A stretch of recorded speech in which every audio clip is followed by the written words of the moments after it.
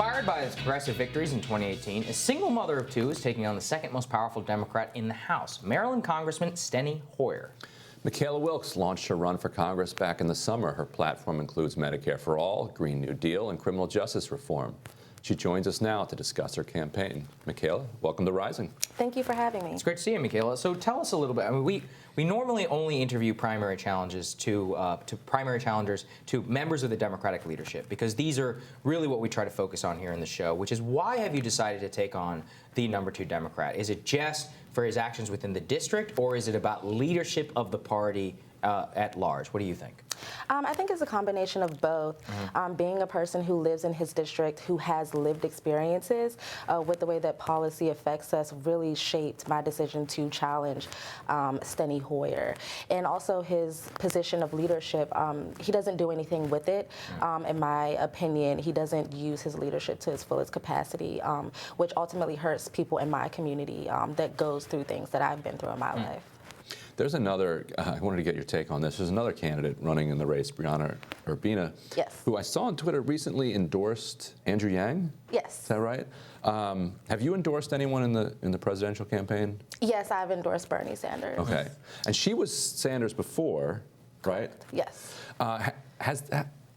How does that play out when you talk to people? Because there are young people get out to events. As we know, it's a loud but small, 4 or 5%.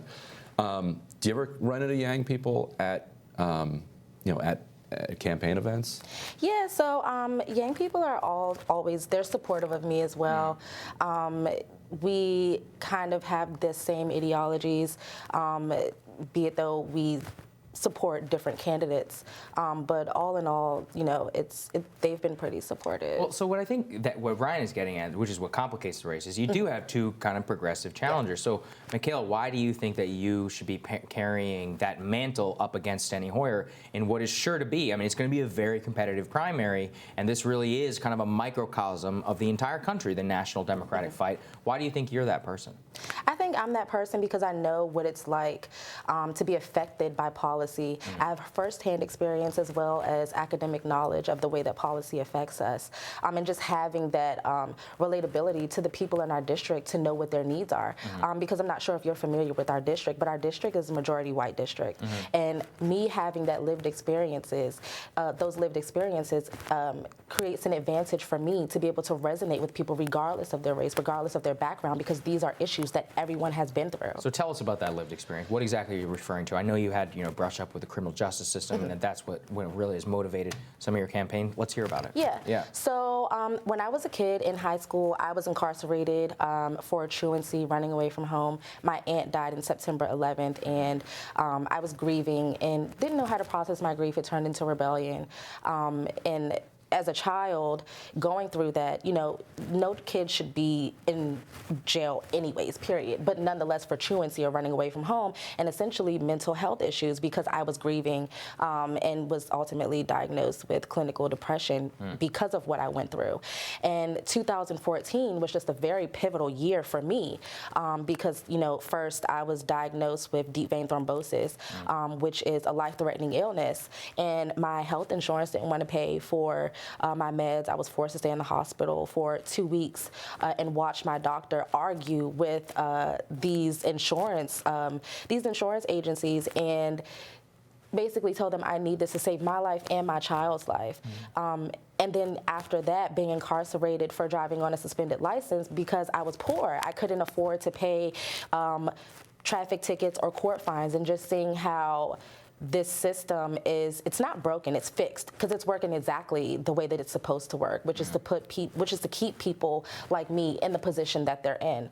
And so just having that experience, knowing how our system hurts us, for me, it was just time for us to lead from the inside out and to have just a regular person in Congress who has been through these things and who can resonate and take it personally versus a politician who's more beholden to corporate interests. And so, as I was mentioning to you earlier, I went to college in your district, St. Mary's College down in southern Maryland. And it is a very southern district. People don't think of Maryland necessarily as a southern state, but there are parts of it that deeply are. And it's this kind of district that the left has been trying to win for generations, where you're trying to connect kind of these Southern working class whites with Southern working class blacks. And have you found a message that is resonating with both in that district?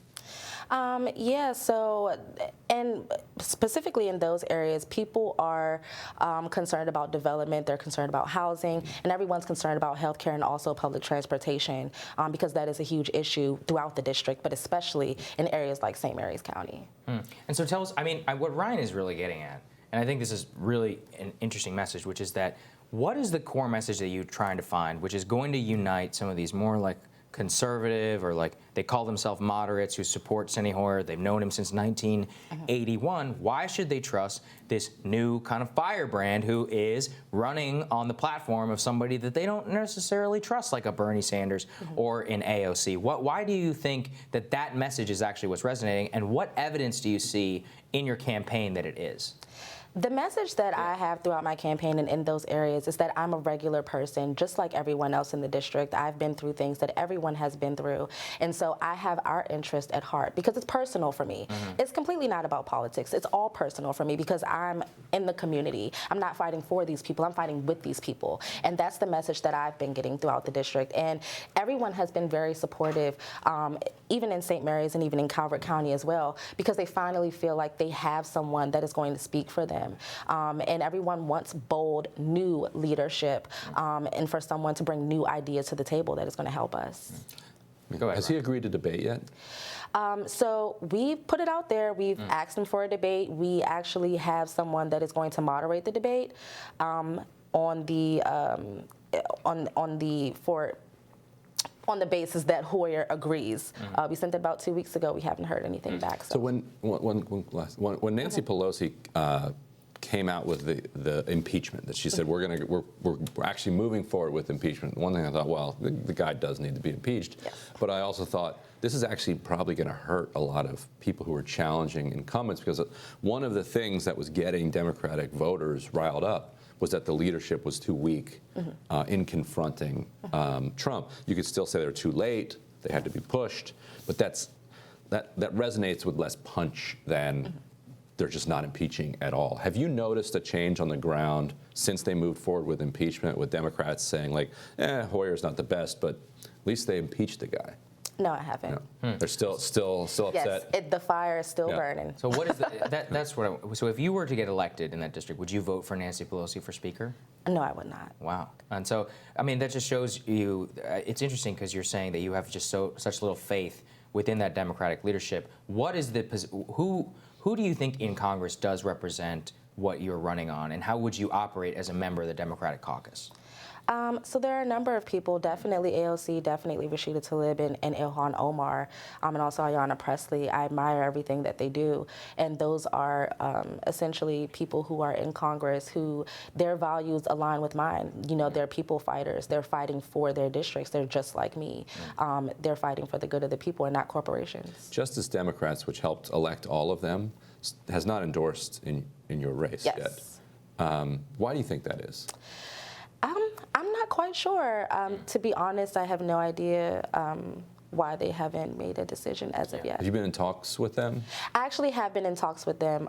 We haven't been denied, so still up in the air. Right. So we'll see what happens. Well, I don't think they've yet. Ryan, I think you were saying this. They haven't yet taken a position within the in any leadership race. So Right. They have. Well, it depends on what you mean by leadership. Right. But yeah, they Shahid Buttar running in San Francisco. Have you talked to him about? I actually have swapping notes to him. on. Yeah, we've worked together.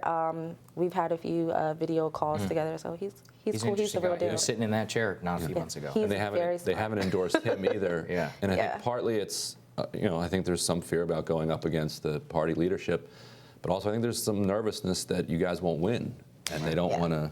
They want to be on the edge, but not too far over the edge. So what would your message to them be if they're afraid of that?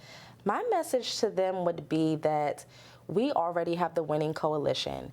And this race has already made history, being the most viable, credible campaign to ever pose a challenge to Hoyer. Anyone that's ever challenged Hoyer never raised over $13,000. We have raised over $100,000. We have over 100 volunteers. We've been getting national press. We have endorsements, BNC, DSA. We were endorsed by Mike Gravel, local leaders in the community. People want the change, and this is the campaign to do it. All right. Well, The deadline is tomorrow Yes. for the final quarter. Can you give us a preview of how you're gonna look? We're going to look good. yeah. All right. Well, we'll hold our breath for those numbers. Thank you, McKayla. Thank you for joining us. Really appreciate it. Thank you for having me. Absolutely. Next on Rising, did the former mayor of New York, major city, use prison labor to make his campaign phone calls? Our conversation with journalist John Washington on his new reporting when Rising continues.